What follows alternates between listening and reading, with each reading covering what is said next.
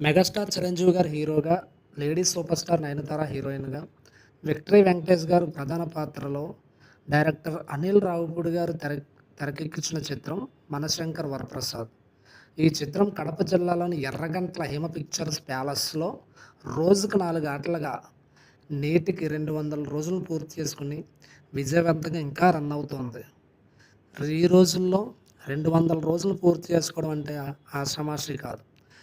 ఈ రోజుల్లో రిలీజ్ అవుతున్నటువంటి ప్రతి చిత్రం కూడా ఏంటంటే, కొంతకాలం అంటే మినిమమ్ ఒక 20 డేస్ అంటే 20 రోజులు ఆడిందంటేనే ఒక గొప్ప చిత్రంగా చెప్పుకోవాల్సినటువంటి పరిస్థితులు.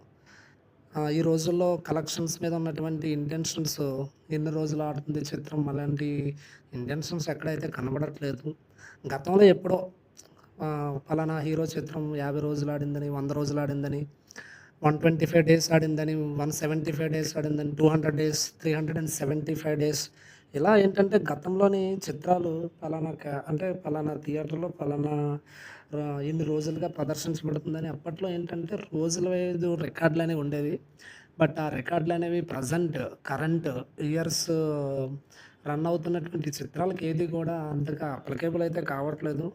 ఒక చిత్రం ఏంటంటే రిలీజ్ అయిన తర్వాత మినిమమ్ 20 డేస్, 30 డేస్ ఆడిందంటేనే గొప్ప చిత్రంగా ఏంటంటే ఈ రోజుల్లో పరిస్థితి అలా తయారైపోయింది. అంటే కలెక్షన్స్ మీద ఉన్నటువంటి ఇంటెన్షన్స్ ఎన్ని డేస్ ఆడుతుందో అలాంటి దాని మీద ఏం లేదు. సో, ఈ 'మనశంకర్ వరప్రసాద్' చిత్రం ఏంటంటే రిలీజ్ అయినటువంటి రోజు నుండి కంటిన్యూయస్‌గా 200 డేస్ ఈ కడప జిల్లా ఎర్రగట్ట హిమ పిక్చర్ ప్యాలెస్‌లో ఇప్పటికీ 4 రోజులుగా ప్రదర్శించబడుతూనే ఉంది. రోజుకు 4 ఆటలుగా ప్రదర్శించబడుతూనే ఉంది.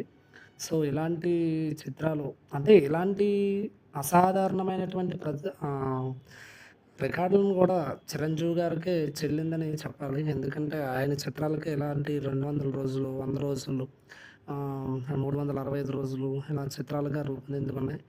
సో, చిరంజీవి గారి స్టామినా తిరిగి మళ్ళీ ఆయన కమ్‌బ్యాక్ మూవీస్‌లో ఇలాంటి అరుదైన రికార్డు మనకు కనబడడం చాలా ఆనందకరంగా ఉంది.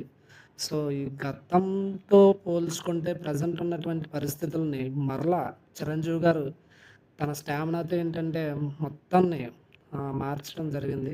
సో, ఇలాంటి చిత్రాలు ఇంకా మరిన్ని తీయాలని అంటే చిరంజీవి గారు ఇంకా ఇలాంటి మంచి మంచి చిత్రాలు, ఇలాంటి అంటే ఫ్యాన్స్‌ని ఎంటర్‌టైన్ చేసేటువంటి ఇంకా అద్భుతమైన చిత్రాలు ఇంకా ఎన్నో తీయాలని మనస్ఫూర్తిగా కోరుకున్నాను.